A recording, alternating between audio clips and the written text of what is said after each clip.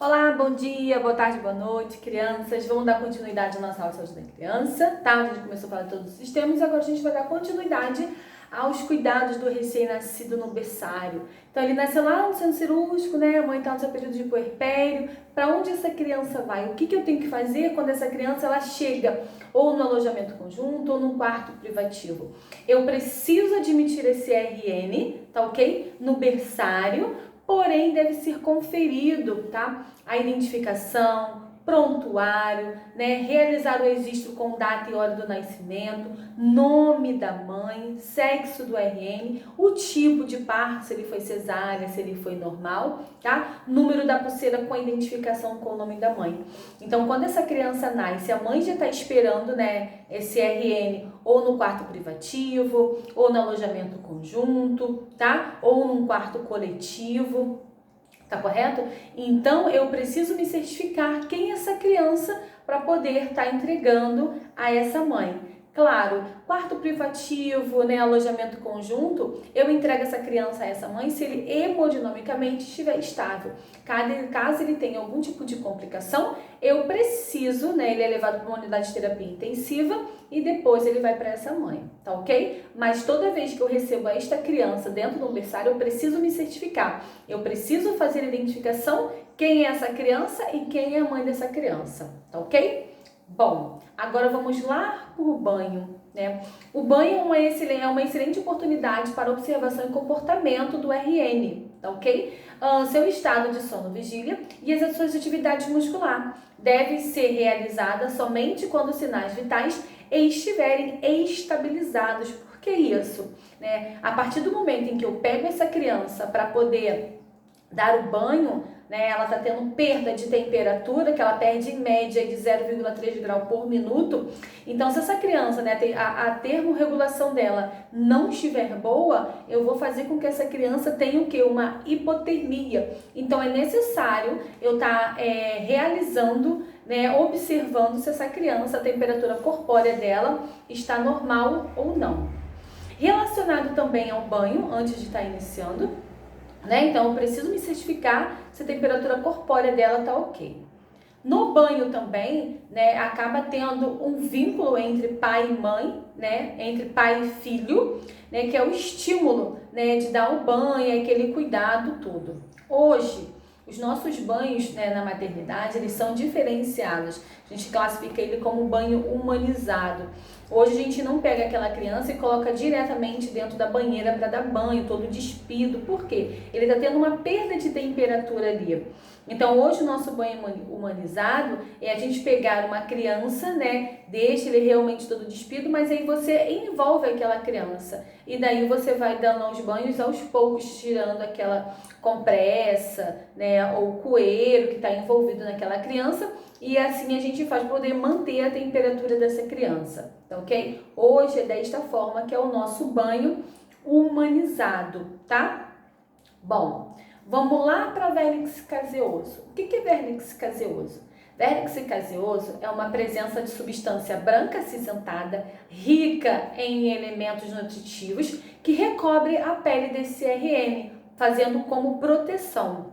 É aquela pele, quando a mãe fala que tá igual pele de cobra, descascando, é aquilo ali. Aquilo ali é rico em nutrientes que protege a pele do recém-nascido. Só que as mães falam que aquilo ali é feio, tá? Aí resolve colocar a criança, né? Taca óleo e resolve tirar aquilo ali. Aquilo ali é proteção do RN, da pele do RN. E muitas das vezes essas mães acabam tirando. E não é certo tirar aquilo ali, né? Ele vai ser absorvido em horas, ou dias, semanas, ou até mesmo mês, tá ok? Então aquilo ali, ele é rico em nutrientes, o qual não podemos estar fazendo o quê? Não podemos retirar aquilo ali. Só que as mães acabam tirando porque a criança acaba ficando feia, tá?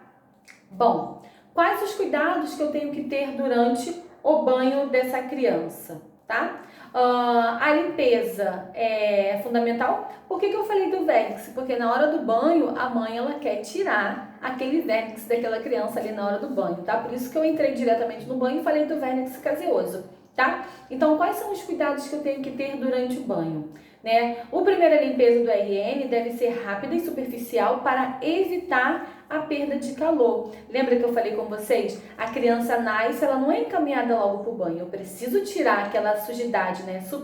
O grosso superficial, depois que passar de 6 a 8 horas, aí sim, porque é quando a criança ela começa a temperatura dela voltar para o corpo. Então, por isso que a gente acaba falando sobre isso, tá ok? O banho completo deve ser realizado de 6 a 8 horas após o parto por conta da sua temperatura. Utilizar somente sabonete neutro.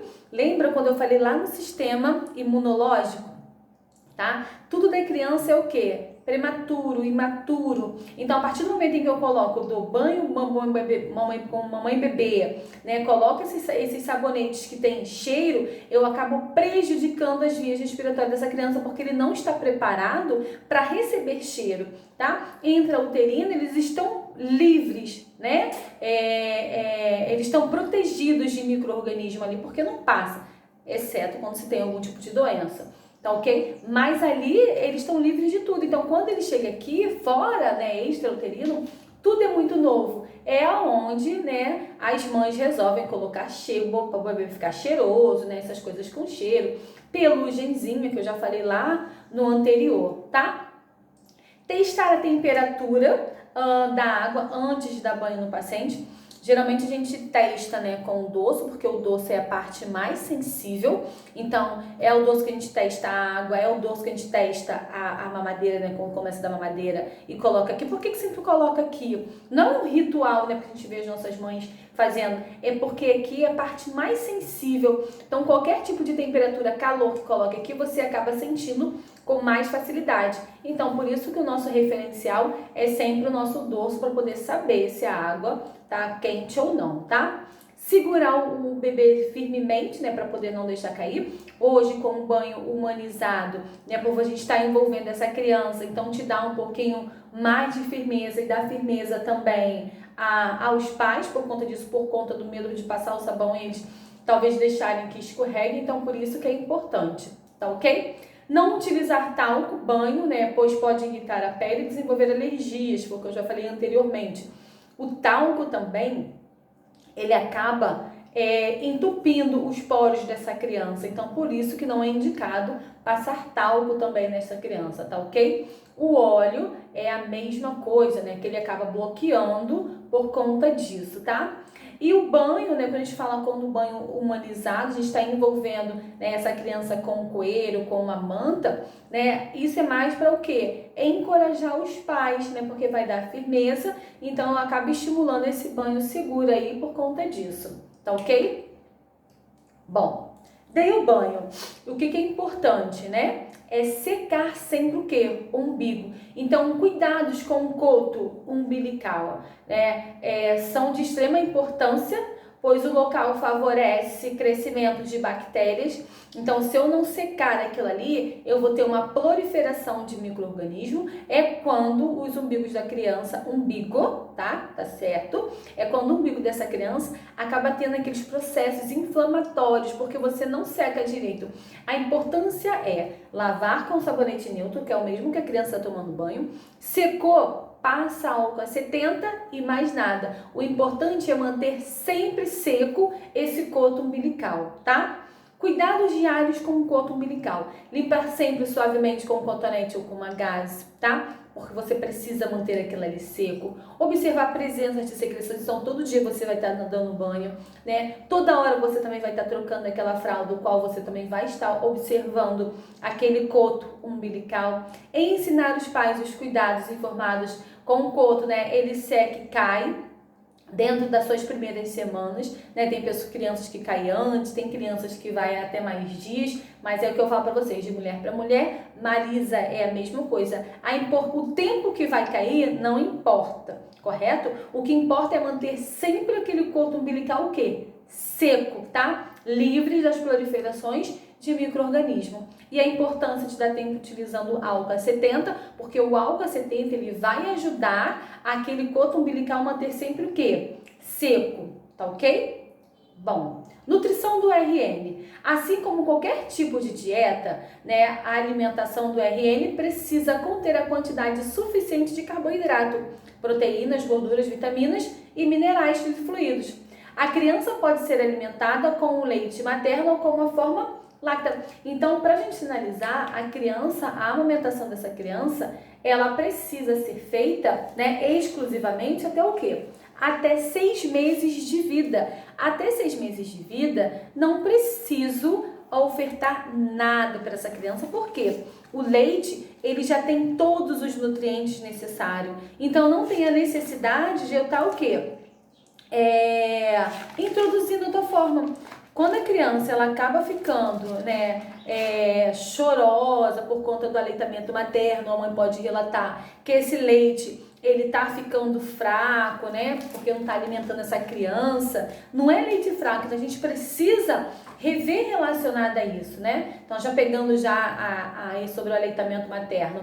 Então, o que acontece? Eu preciso observar quanto tempo essa mãe está amamentando essa criança, sai de 15 a 20 minutos, porque existe, né, as fases do leite. Então, tem um que é rico aí em proteínas, né, carboidratos, gorduras, é o que faz a criança ficar saciada. Então, no primeiro momento, se ela começar a amamentar, né, 5 minutinhos de uma, 5 minutinhos de outra, aquele leite que tá ali não vai deixar com que a criança ela fique saciada relacionada a isso. Então, eu tenho as fases do leite, né, o qual eu tenho que é o colostro, né, que é a primeira amamentação, é aquela que é produzida após o parto. Quando é parto, cesárea, né, essa descida ela realmente demora um pouco, até 24 a 48 horas. Então tem essa demora relacionada a essa descida do leite, tá? Que é o colostro. Ele é produzido após o parto, rico em anticorpos, proteínas, vitaminas e sais minerais e lactose. Então é importantíssimo que essa criança ela tenha essa primeira mamada por conta disso, tá? Logo depois, né, vem o leite de transição, tá? Que inicia após a pojadura. A pojadura significa descida do leite. E nessa a pojadura, né, quando a mãe ela acaba ficando muito tempo sem amamentar, o que pode, que fala que o leite está endurecido, o que pode acontecer são aquelas fissuras que são relacionadas à mastite. Então, nesse leite de transição, se a mãe ela ficar muito tempo sem amamentar essa criança, o leite acaba ficando empedrado e a gente fala que é engorgitamento mamário, é onde acaba surgindo as mastite, tá ok? E logo depois vem o leite maduro, que é aquele rico em nutrientes, é aquele que deixa a criança saciada, né? Então, assim, por isso a importância dessa criança, ela está sendo amamentada, amamentando, né, de 15 a 20 minutos em uma mama. Ela dormiu em 10 minutos, né, amamentando, ela dormiu ali 10 minutos, mamou 10 minutinhos. Quando essa criança acordar, eu preciso voltar essa criança para essa mesma mama e depois eu inicio a outra e assim sucessivamente. O importante é ela estar amamentada, né? Conseguir amamentar pelo menos de uma mama de 15 a 20 minutos, porque ela precisa pegar esse leite maduro. Bom, muitas das vezes quando as mulheres elas não conseguem amamentar, né, existe aí os tipos de mama, que é relacionado ao protuso, ao plano, ao invertido. Então, quando as mães ela acaba tendo esse mamilo aí com algum tipo de dificuldade, então acaba dificultando também esta criança a amamentar. Então, lá na gestação, a mãe ela vai começar, ela já conhece o seu tipo de mamilo. Então, se eu tenho um mamilo protuso, né, que é o normal, então vai me favorecer e eu vou conseguir amamentar essa criança tranquilamente. Bom, já o plano com o bico achatado, eu preciso realizar alguns estímulos, né? O qual a ginecologista obstetra acaba recomendando às mães pegar a pontinha de uma toalha macia e ficar passando no mamilo para poder dar uma estimulada, tá ok? Relacionado a isso. E quando chega na amamentação, se torna um pouquinho mais fácil. Quando eu tenho esse mamilo plano também, eu preciso fazer uma expressão manual, que é apertar o quê? Apertar o mamilo para ele poder sair, tá ok? O invertido é pior ainda, né? É onde tem mais dificuldade, é onde pode aí, né, aparecer as mastite por conta disso, por a criança não estar amamentando, acaba se levando mais tempo. Então precisa se fazer expressão manual também para esse mamilo ele sair. Então se ele tem um mamilo, né, se a mulher ela tem um mamilo invertido, né, é como se fosse para dentro, preciso fazer expressão manual para ele poder sair, essa criança conseguir abocanhar toda a auréola dessa mãe para poder fazer uma boa amamentação, tá ok? Bom, técnicas de amamentação, né? Quais são as técnicas, né? Como que eu tenho que orientar esta mãe? Como que eu tenho que dizer para ela a forma correta que ela deve estar segurando esta criança, tá ok? Sempre sinalizar que a criança ela precisa abocanhar toda a auréola da mãe, é onde os lábios inferiores e superiores acabam ficando, o superior fica voltado para cima, de baixo para baixo, tá? O queixinho sempre encostando, né, na mama. As narinas, elas precisam ficar livres. Bom, professora, mas a mãe, ela tem uma mama muito grande, tá? O que eu ensino para vocês é quando a ensinar a gestante, né, a puérpera, a ela amamentar, se ela tem já essa mama muito grande, o que eu posso fazer? Eu nunca posso dizer para ela que ela tem que segurar em forma de C, né, que muitas das vezes acabam pinçando. Não é assim. Quando ela pinça essa mama, ela está pinçando os ductos mamários, que é onde sai a descida do leite. Então, ela precisa pegar em formato de C, é qual ela está levantando. A mama, ela está muito grande, né? Está tampando as vias aéreas dessa criança. Ela pode fazer, é isso aqui, é puxar um pouco a sua mama, aonde as vias aéreas dessa criança, ela vai ficar livre. E pegar sempre em formato de C, pinçar nunca, tá ok? É isso relacionado à amamentação. Bom, criança foi para casa, então já orientei a mãe, tá ok? E existe lá a triagem neonatal. O que é uma triagem neonatal? A triagem neonatal, ela também nada mais é que ela é chamada, né, de um exame obrigatoriamente, né, que é ofertado pelo SUS. Então, toda criança ela tem o direito de fazer a triagem neonatal, que é conhecida como teste do pezinho, né? A triagem neonatal ela é feita do 3º ao 5º dia de vida dessa criança. Qual a importância de eu fazer do 3º ao 5º dia de vida, né? Então, assim, o teste do pezinho, ele vai detectar precocemente, né, inúmeras doenças aí. Quanto mais tempo, quanto antes eu fizer, melhor, né? O dia ideal do 3º ao 5º dia de vida dessa criança. Quanto mais tempo eu deixo passar, né, de poder fazer o teste do pezinho dessa criança, menos doenças precocemente vai ser detectada. Por isso que eu tenho esse prazo aí do 3º ao 5º dia de vida. Bom, triagem neonatal hoje pelo Ministério da Saúde, ele é feito o teste do pezinho, o teste do olhinho, o teste da orelhinha e o teste do coraçãozinho. Claro que tem mais por aí falando sobre o teste da linguinha, também é importante, se faz também pelo SUS, tá? Até mesmo lá na maternidade. Então, hoje, o que o SUS preconiza é o quê? Pezinho, olhinho, orelhinha e coração, tá? Esses são os 4 que o SUS, ele determina, tá ok? Então, assim, tem também da linguinha, mais pra frente tem outros testes. Mas hoje, pelo Ministério da Saúde, são esses. Professora, pode fazer da linguinha? Deve-se fazer o da linguinha, que aí a gente acaba descobrindo aí precocemente também se a criança ela vai ter uma dificuldade na fala, né, que a gente acaba vendo aí como linguinha presa, tá? Pode-se fazer também, tá ok? Então, vamos lá. O do olhinho, ele é realizado, ele é indolor, tá ok? Não dói também, através do reflexo daí do olho vermelho. É realmente quando a criança ela tem alguma alteração, não é mito. Um olhinho vai ficar branco e o outro vai ficar avermelhado. Quando ele fica branco, realmente a criança ela tem essa dificuldade, ela tem um probleminha, tá? Não é mito nas fotos, é de verdade mesmo, tá? Então quando fica o vermelhinho, beleza. Quando fica esbranquiçado, realmente precisa se reavaliar desta criança, tá?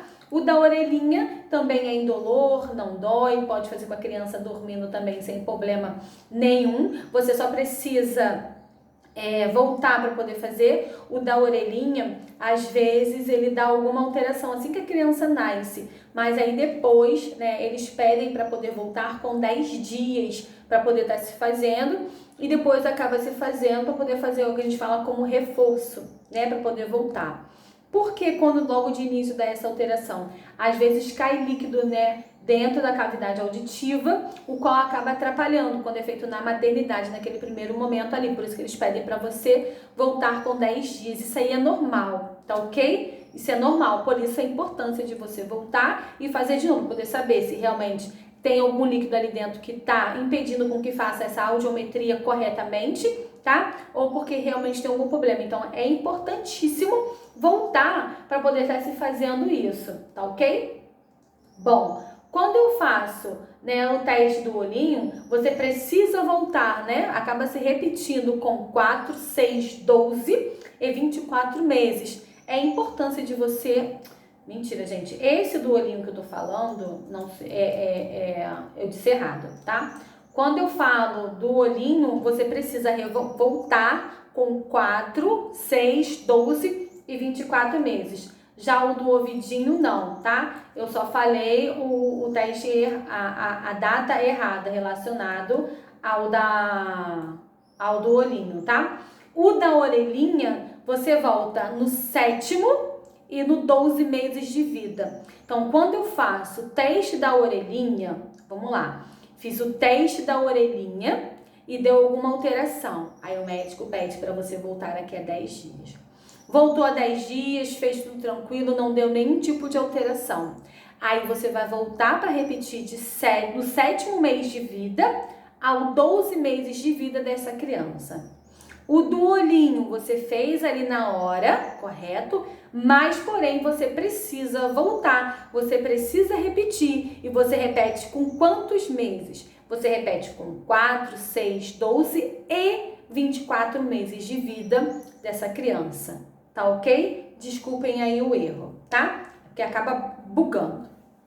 Bom, falei já do teste do pezinho, da orelhinha e do ouvidinho. Vamos lá para o testinho do coração. Todos têm um direito ainda na maternidade de 24 a 48 horas após o nascimento. E também é simples e indolor. Se a criança ela tem alguma coisa relacionada, né, a cardiopatia, relacionada a algum diagnóstico intrauterino, isso já é detectado lá nas ultrassons, lá na ultrassom morfológica. Então isso vem detectado aí, né, precocemente, tá? A gente só precisa dar o acompanhamento relacionado a isso. Bom, vamos voltar lá pro teste do pezinho, tá ok? Porque o teste do pezinho é onde a gente acaba pegando aí as doenças. E existe algumas doenças, né, que são detectadas pelo teste do pezinho, que é grátis pelo SUS, tá ok? Então eu tenho aí fenilcetonúria, hipotireoidismo congênito, eu tenho anemia falciforme,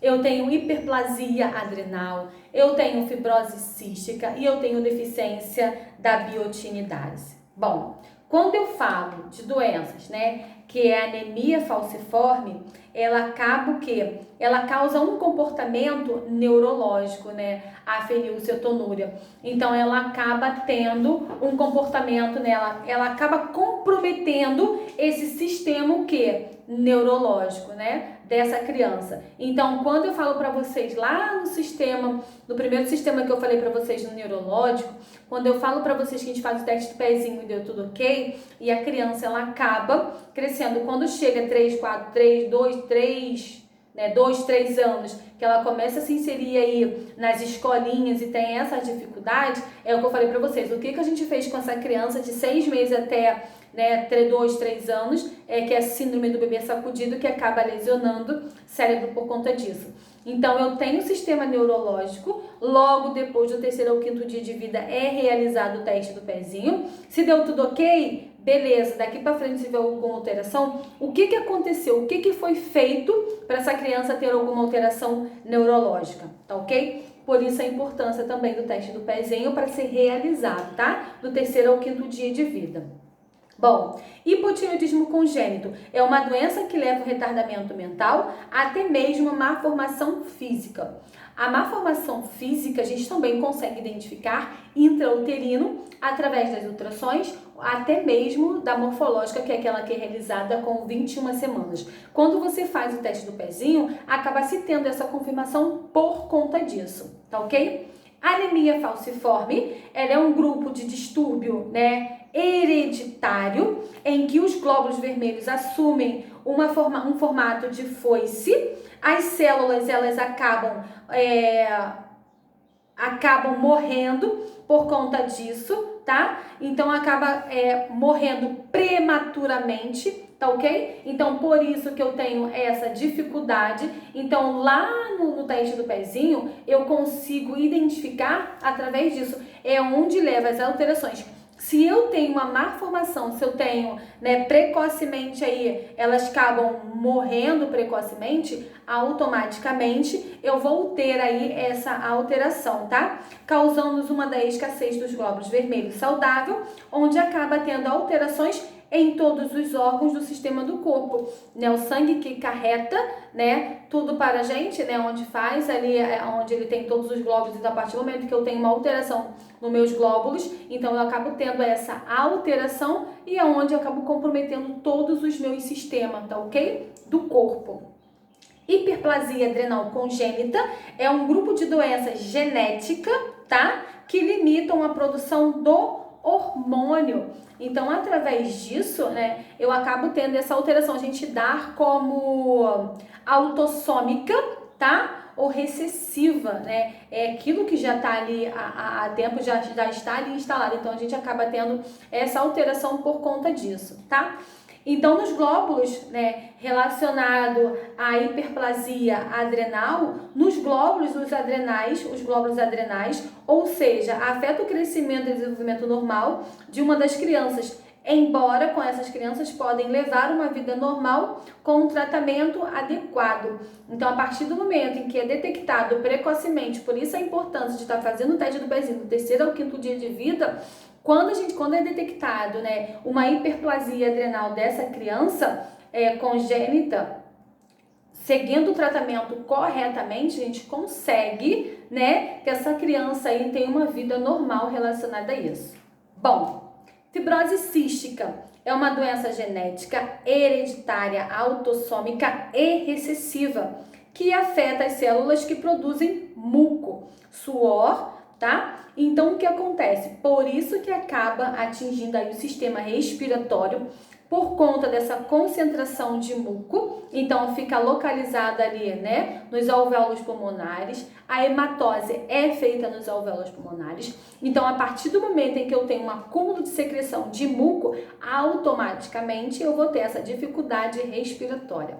Bom, fibrose cística, ela é uma doença, né, genética, ela é transmitida de pai para filho, mas eu posso ter fibrose cística e não desenvolver, mas o meu filho pode nascer e ter essa fibrose cística desenvolvendo. Ela é detectada